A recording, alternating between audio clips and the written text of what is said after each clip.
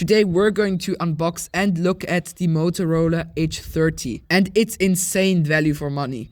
So for $450 you get a 6.5 inch 144Hz AMOLED screen, a triple 50 megapixel camera setup, and to top it all off, it's the thinnest 5G smartphone in the world with only 6.79 millimeters of thickness.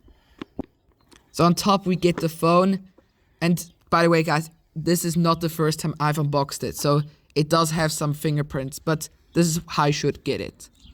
I mean, without the fingerprints, obviously.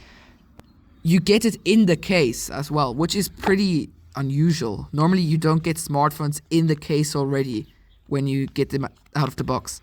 And then we have our instruction guides, whatever, you know, the uninteresting stuff. And we get a 33 watt fast charger, which I mean is okay. I mean, I'm happy that we just get a charger at all. By some companies you don't get it, like Samsung or Apple. And you get your cable, which comes with it. I mean, 33 watts for a charger isn't the fastest, but it's enough. You know what's also enough? Looking at these cables. So let's get to the phone now. Now, the color of the phone I really like. It's this dark blue, like deep ocean blue. I really like it. And it's in a matte finish, which, I mean, is always welcome. But the camera bump is glossy, which I'm not such a fan of. But if you're a fan of my videos, I would appreciate it if you would leave a sub, because I'm trying to reach 50 subscribers by the end of 2022. Let's try to reach that goal. Did I mention how light this phone is? It's really light. It's about 50 grams lighter than the iPhone 13 Pro.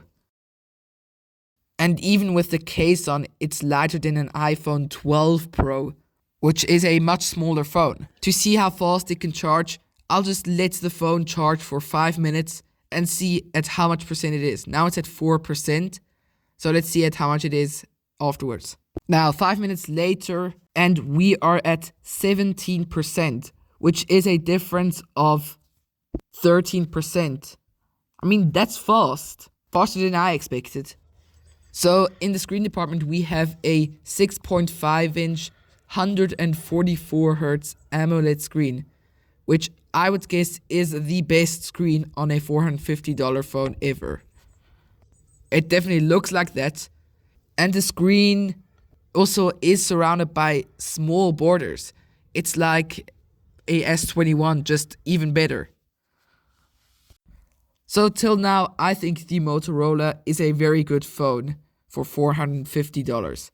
I've checked out the cameras already for a little bit, and they are good, but they're nothing to brag about.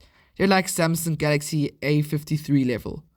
The screen is the best in class.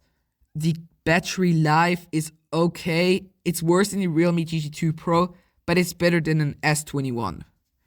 Something that I also find very funny is the design. It's so thin that my camera can't even focus on it. Okay, that's been it for today, guys. I hope you enjoyed my video, and don't forget, I'm trying to reach 50 subscribers. Let's hit that goal. Thanks for watching, and bye.